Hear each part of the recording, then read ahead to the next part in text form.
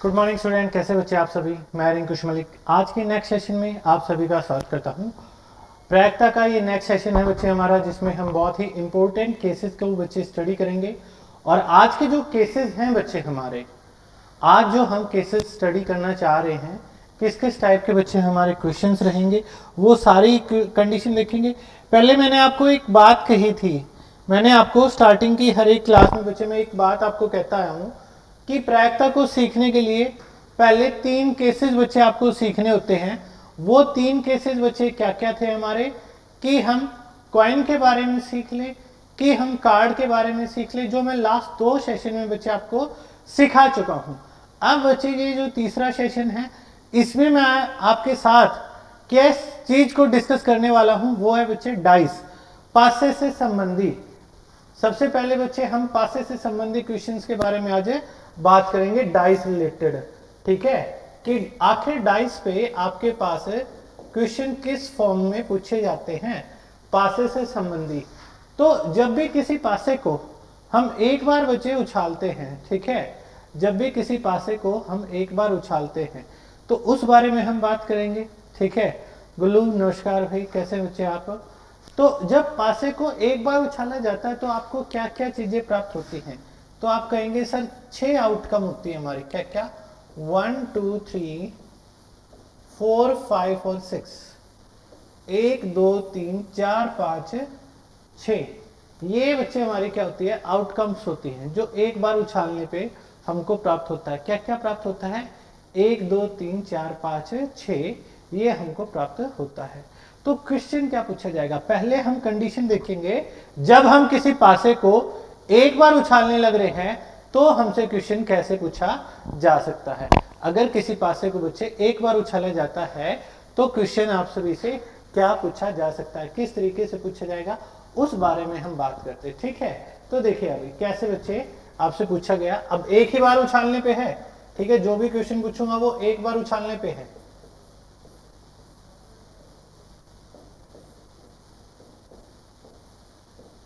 एक बार उछालने पर संबंधी है बच्चे ये। ठीक है, जब किसी पासे को एक बार उछाला जाता है तो आपने बताना है फाइंड प्रोबेबिलिटी ऑफ गेटिंग। तो आपने बच्चे बताना है फाइंड, एक बार उछालने पे किस चीज की प्रायिकता ज्ञात करनी है,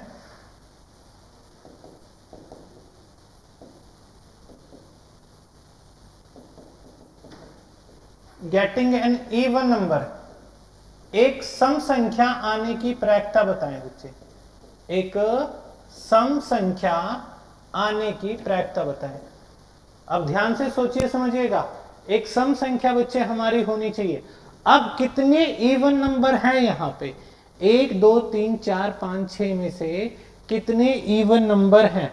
आप कहोगे सर 2 4 और 6 हैं, मतलब 3 केस हो गए बच्चे, कितने में से हो गए, आप कहोगे सर 6 में से हो गए। तो प्रायिकता कितनी होगी, 1/2 होगी। क्या प्रायिकता आ गई हमारे पास, 1/2 हमारे पास इस चीज की प्रायिकता हो गई कि सम संख्या आने की प्रायिकता क्या होती है, 1/2 हमारे पास होती है। ठीक है, अगर आपसे यहां पे पूछ लिया जाता, अगर बच्चे आपसे पूछ लिया जाता find probability of getting an odd number, find probability of getting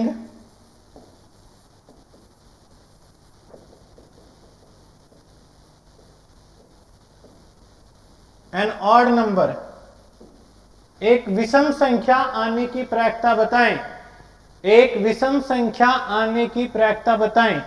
अब ऑड नंबर कौन कौन से होते हैं, आप कहेंगे सर ऑड 1 3 और 5 हो गए विषम संख्याएं। तो हमारे फेवर में कितने, 3, कितने में से, 6 में से। तो इसका आंसर भी क्या रहा, 1/2 रहा। इसका आंसर भी बच्चे क्या रहा, 1/2 हमारे पास हो गया। ठीक है, फिर अगला पॉइंट आपसे पूछा गया कि फाइंड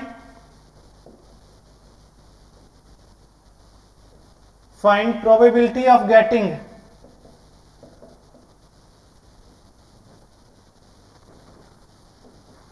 ए प्राइम नंबर, एक अभाज्य संख्या आने की प्रायिकता बताएं, एक अभाज्य संख्या आने की प्रायिकता बताएं। अब अभाज्य संख्या बच्चे आने की प्रायिकता आपके पास क्या होगी? अब देखो कई बार ना क्या कर जाते हैं स्टूडेंट, अभाज्य संख्या का लेते समय क्वेश्चन बहुत सारी गलतियां कर देते हैं। कोई कहता है सर 1 3 5 को गिन लेते हैं, चलो 1 3 5 गिनने से टोटल जो प्रोबेबिलिटी रहेगी ना वो तो सेम आएगा, प्रोबेबिलिटी आंसर आपका सही आएगा। लेकिन गलती क्या कर जाते हैं, 1 2 3 4 5 को गिन जाते हैं, 1 2 3 5 को गिन जाते हैं, 1 2 3 और 5 को। 4 केसेस कर देते हैं कि 4 प्राइम नंबर है, 4/6 और आंसर 2/3 बता देते हैं। और वो एग्जामिनर भी भला मानस क्या करता है, वो भी उस 2/3 को ऑप्शन में वहां पे पुट किए मिलेगा, ऑप्शन में दिए मिलेगा, और आप सोचेंगे ओहो फ्री का नंबर मिल गया आज तो। ये गलती हम बहुत ज्यादा करते हैं, ये गलती बच्चे बहुत ज्यादा की जाती है किसमें, जब प्राइम नंबर का केस होता है। ध्यान रखिए बच्चे, 1 is neither prime NOR composite. एक न तो भाज्य होता न ही अभाज्य होता, एक न तो भाज्य होता और न ही अभाज्य होता है। अभाज्य संख्याएं 1 से लेकर 6 तक कौन कौन होता है, 2 3 और 5, 3 संख्याएं होती हैं बच्चे। कितने में से, 6 में से। तो आंसर कितना आ गया, 1/2 हमारे पास इस क्वेश्चन का आंसर बन गया। 1/2 बच्चे हमारे पास है, इस क्वेश्चन का आंसर बन गया। ठीक है, ये बात ध्यान रखिएगा। क्या पॉइंट ध्यान रखना है, 1 is neither prime nor composite. 1 जो है ना तो प्राइम नंबर होता बच्चे और न ही कंपोजिट होता। 1 is neither prime nor composite. एक न तो अभाज्य होता और न ही हमारे पास है भाज्य होता। ठीक, यौगिक और रूट भी कह सकते हैं बच्चे इसको। ठीक है, यौगिक और रूट भी बोल सकते हैं। 1 is neither prime nor composite. तो प्राइम नंबर की प्रायिकता किसी ने आपसे पूछ ली तो आंसर बच्चे आप क्या बताओगे, 3/6। मतलब आप आंसर उसका 1/2 ही बताएंगे। क्या आंसर बताएंगे, 1/2 ही बच्चे उसका आंसर रहेगा। समझ गए ना बात को, आंसर आप क्या बताएंगे, 1/2 बच्चे आप उस क्वेश्चन का आंसर बताएंगे। मान लीजिए आपसे क्वेश्चन क्या पूछा गया, find probability of getting a composite number. Find probability of getting a, एक बार उछालने पे पूछने लग रहा हूं अभी तो मैं। Find probability of getting a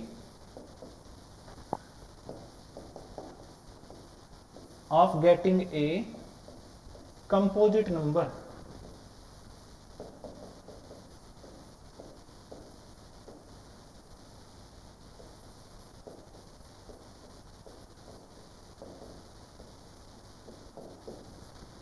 एक भाज्य संख्या आने की प्रायिकता बताएं, एक भाज्य संख्या आने की प्रायिकता बताएं। तो भाज्य संख्या आने की प्रायिकता बच्चे क्या रहेगी, विकास और गुल्लू, मैं बिल्कुल ठीक हूं भाई, आप बताइएगा। आपको बताना है भाज्य संख्या। भाज्य संख्या क्या होती है, एक सीधा अगर बच्चे एक बेसिक इंटरव्यू में कह ले या बच्चे और एग्जाम्स में कह ले तो आपसे एक बात सीधी पूछ ली जाती है। क्या पॉइंट आपसे पूछ लिया जाता है, कह देते हैं सबसे छोटी है भाज्य संख्या 2, सबसे छोटी भाज्य संख्या 4। ठीक है, अभाज्य और भाज्य के बारे में ये बात ध्यान रखिएगा भाई। ठीक है, दुर्गा नमस्कार भाई, कैसे बच्चे आप? तो देखिएगा अगर मैं यहाँ पे कहूंगा find probability of getting a composite number. अब कंपोजिट भाज्य संख्याएं यहाँ पे क्या क्या है, 4 और 6 हैं, मतलब 2 संख्याएं, कितने में से, 6 में से। तो आंसर क्या हो गया, 1/3 बच्चे हमारे पास है, इस क्वेश्चन का आंसर हो गया। ठीक है, कंपोजिट की प्रायिकता बच्चे क्या होती है, यहाँ पे 1/3 बच्चे हमारे पास इस क्वेश्चन का रिक्वायर्ड आंसर बच्चे बन गया। क्लियर है ना सभी को, यस और नो? मैं बिल्कुल ठीक हूं भाई। नेक्स्ट बच्चे आपको बोला गया है जैसे find probability of getting, find probability of getting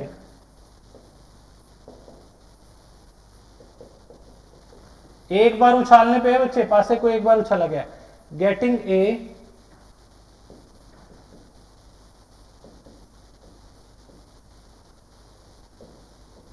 perfect square number.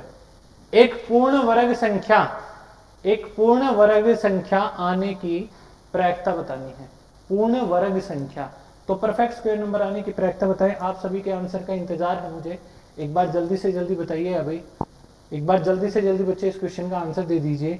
एक पूर्ण वर्ग संख्या आने की प्रायिकता बच्चे बताएं क्या होगी, एक परफेक्ट स्क्वायर नंबर आने की प्रायिकता आप सभी ने बतानी है। कल इवनिंग में मैंने 1-2 क्वेश्चन शेयर किए थे आपके साथ टेलीग्राम पे। ठीक है,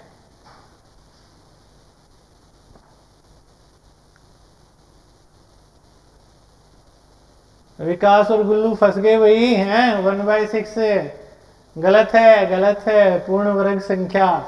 अब तो एक के साथ इतनी नाइंसाफी तो मत करो, एक इसमें तो आता है भाई। दुर्गा बच्चे आपकी क्लास भी जो सीजीएल वाले बैच है बच्चे, उसकी क्लास भी 1-2 दिन में बच्चे कोशिश करूंगा, आज नहीं तो बच्चे कल तो आपकी पक्का बच्चे शुरू हो जाएगी, ठीक है। ऐसी कोई बात नहीं बोलो, भूला भाई किसी को नहीं हूँ, ठीक है। आज नहीं तो कल बच्चे आपकी सीजीएल की क्लास बच्चे सीजीएल वाले बैच की आपकी शुरू हो जाएगी भाई, ठीक है। तो एक बार बताइएगा, इस क्वेश्चन को करेक्ट कीजिएगा विकास और गुल्लू। एक जो होता है बच्चे खुद का परफेक्ट स्क्वायर होता है या नहीं होता? खुद का स्क्वायर होता है ना, तो परफेक्ट स्क्वायर नंबर पूर्ण वर्ग संख्याएं 1 और 4 होगी भाई, 1 और 4 होगी। पूर्ण वर्ग संख्याएं किसको कहते हैं? जिनका वर्गमूल हो सके, सीधा है ना। तो 1 और 1 4 आ गई, तो 2 संख्याएं हैं भाई, ठीक है। 2 संख्याएं हैं, कितने में से हैं? 6 में से। तो आंसर कितना हो गया? 1/3 आपके पास इस क्वेश्चन का आंसर बन गया। क्या आंसर हो गया? 1/3 आपके पास है इस क्वेश्चन का रिक्वायर्ड आंसर बच्चे हो जाएगा। क्लियर है ना?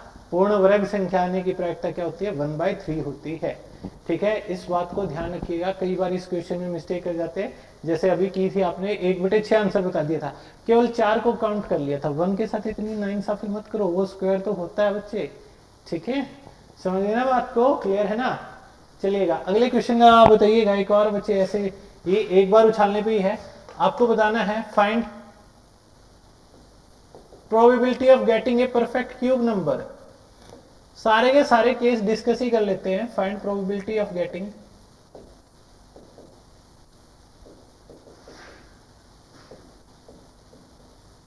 A perfect cube number.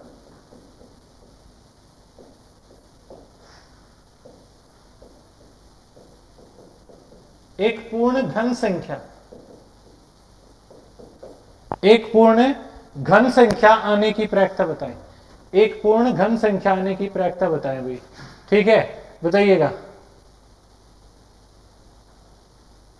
जल्दी से जल्दी बताइए अभी। आकाश वेरी गुड आफ्टरनून बच्चे। भाई आपकी शिकायतें जो हैं सारी की सारी दूर हो जाएगी, ठीक है। एक अच्छे तरीके से, जैसे आपको पहले कुछ महीनों पहले बच्चे क्लासेस मिलती थी, ठीक है, वैसे ही क्लासेस दूंगा। उससे कुछ ना कुछ बेहतर ही बच्चे क्लासेस आपको प्रोवाइड करवा दी जाएंगी, ठीक है। टेंशन मत लीजिए बच्चे। Find probability of getting a perfect cube number. एक पूर्ण घन संख्या आने की प्रायिकता बताएं। पूर्ण घन संख्या आने की प्रायिकता बताएं, ठीक है।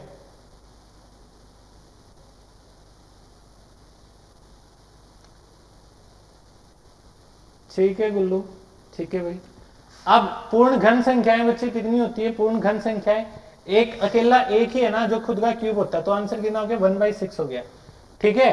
अब आपको क्या बोला गया है? नेक्स्ट है बच्चे, probability of getting a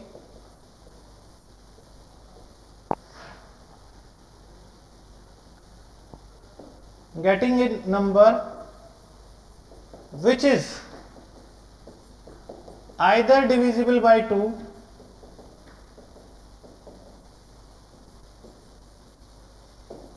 or divisible by 3।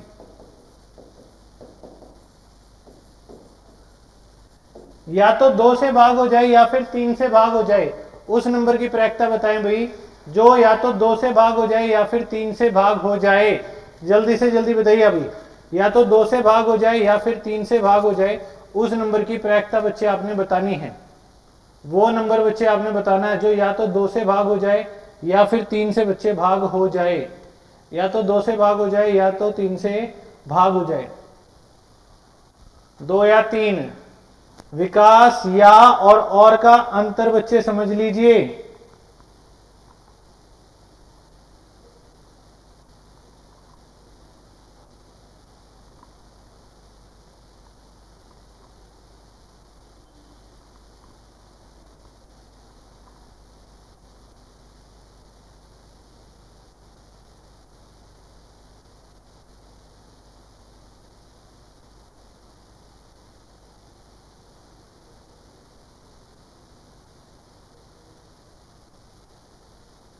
भाई या का और का मतलब तो बच्चे समझ लो, या तो 2 से भाग हो जाए, मतलब या तो 2 आ जाए, 4 आ जाए, 6 आ जाए, या फिर 3 या 6 आ जाए, 6 तो हमने लिख लिया, तो 4/6 बन गया भाई, 2/3। यही बात मैं बताना चाह रहा था इस क्वेश्चन में, ठीक है, समझ गए ना बात को। तो ये बात होगी हमारे पास, क्लियर है।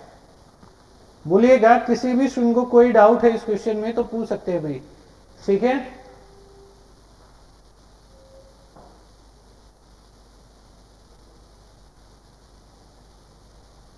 समझ गए ना बात को,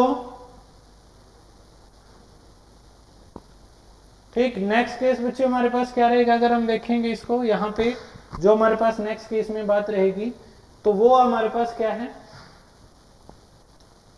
अगर यहाँ पे ये बोला जाता है ना, getting a number which is divisible by, getting a number which is divisible by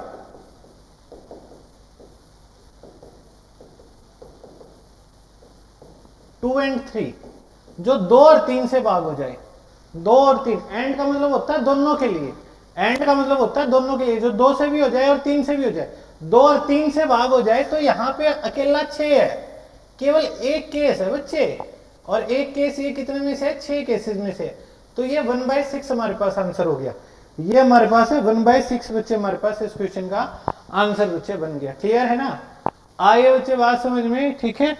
एक बार ये डाइस वाला बच्चे क्वेश्चन कर ले, फिर उसके बाद आपके डाउट पे बच्चे मैं आता हूँ, ठीक है। यहां तक तो बात समझ गए होंगे ना किस तरीके से करना है, ये वाले क्वेश्चन बच्चे क्लियर हैं या नहीं है, एक बार जल्दी से जल्दी बता दीजिए अभी।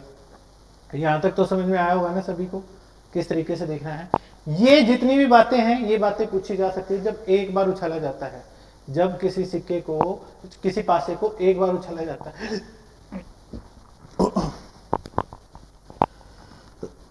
सॉरी, अगर 2 बार उछाला जाए, अगर जब किसी पासे को 2 बार उछाला जाता है तो केसेस बच्चे हमारे पास है क्या बनते हैं, तो 2 बार उछालने पे हमारे पास क्या क्या बनते हैं, आप क्या कहोगे, 1 1 1 2 1 3 1 4 1 5 1 6, यही कहोगे।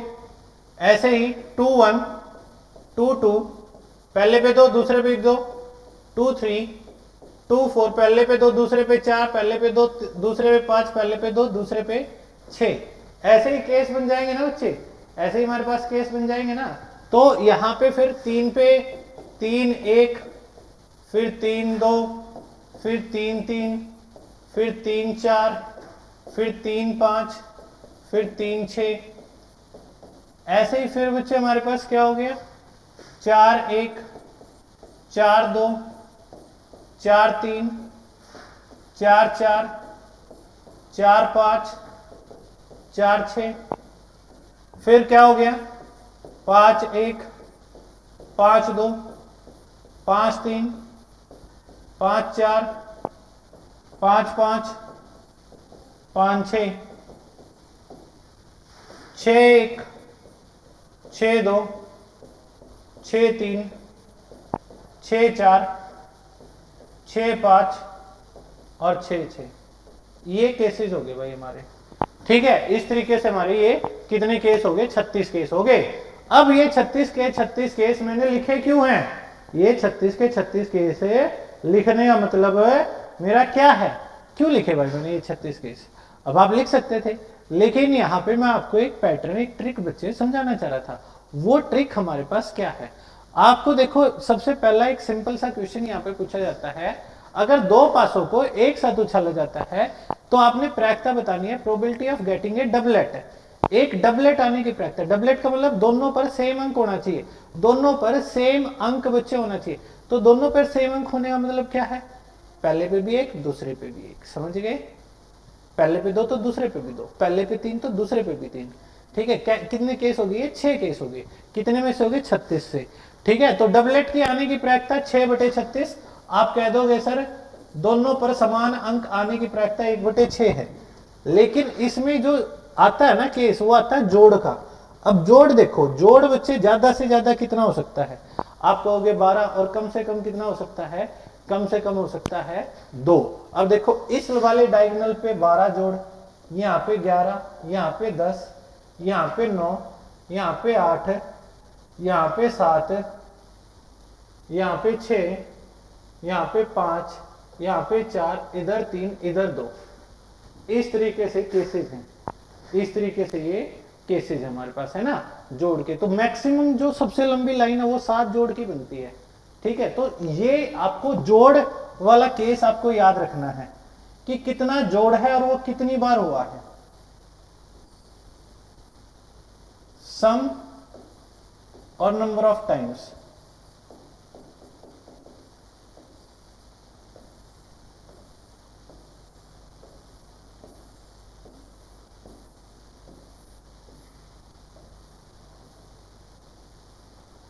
जोड़ 2 3 4 5 6 7 8 9 10 11 और 12, इतना ही जोड़ हो सकता है ना भाई, 12 तक यही जोड़ बन सकते हैं ना। तो कितनी बार रहेगा, 7 वाला जोड़ होता है मैक्सिमम नंबर ऑफ टाइम। 7 वाला जो जोड़ होता है ना वो होता है 6 बार, ये 5 बार, ये 4 बार, ये 3 बार, ये 2 बार, ये 1 बार, ये 5, ये 4, ये 3, ये 2, ये 1, बस ऐसे याद रख लो। 7 वाला जोड़ जो होता, बार बार केस लिखने की जरूरत ही नहीं, उसका झंझट ही खत्म कर दिया मैंने, बार बार केस लिखने की जरूरत ही नहीं है। 7 वाला है वो 6 बार आया है, 7 तक के तो सीधे याद हो गए। 7 तक के कोई भी जोड़ पूछे, जैसे 4 जोड़ कह दिया उसके 3 केस बनेंगे, 2 कह दिया एक के कम बनेगा। फिर आपके पास आप नीचे से देख सकते हो 12 का 1, 11 का 2, 10 का 3, 9 का 4, 8 का 5, 7 का 6, ऐसे देख सकते हो। ठीक है, वो बोल के देखोगे ना वो आपको सीधे का सीधे बच्चे पता चल जाएगा। ठीक है, तो इस तरीके से आपने नंबर ऑफ क्या देखने होते हैं, केसेस देखने होते हैं। तो जोड़ के बारे में पूछा जाता है, जोड़ के बारे में पूछा जाता है तो कोई भी केस पूछे उसके सामने वाले नंबर ऑफ टाइम्स कितनी बार आया है बटे में 36 कर देना, वो उसकी जोड़ होने की प्रायिकता बच्चे आपको बता देगी। जैसे कह दे कि दोनों पासों पर आए अंकों का जोड़ 8 होने की प्रायिकता, तो 8 जोड़ होने की प्रायिकता 5 है, 5 बटे 36 हमारे पास आंसर बन गया। कितना आंसर हो गया, 5/36 हमारे पास इस क्वेश्चन का आंसर बच्चे हो जाएगा। क्लियर है या नहीं है भाई, बोलिएगा। किसी भी स्टूडेंट ने कोई भी डाउट है इस क्वेश्चन में तो पूछ सकता है। तो कितना आंसर बन गया, 5/36 हमारे पास है इस क्वेश्चन का आंसर बच्चे बन गया। क्या मेरी बात बच्चे यहाँ तक आप सभी को समझ में आई है, क्लियर होगा ना यहाँ तक, तो ये वाले पॉइंट बच्चे आप सभी को क्लियर है। ठीक है, 5/36 बहुत अच्छे। अब गुना के बारे में बात आ जाती है बच्चे, गुना के बारे में आपको बोल देते प्रोडक्ट, जो प्रोडक्ट है वो इवन होने की प्रायिकता, जो प्रोडक्ट है वो सम संख्या आने की प्रायिकता, गुना जो है वो सम संख्या हो जाए। अब सम संख्या गुना बच्चे होगी तो कम से कम एक नंबर तो इवन होना चाहिए।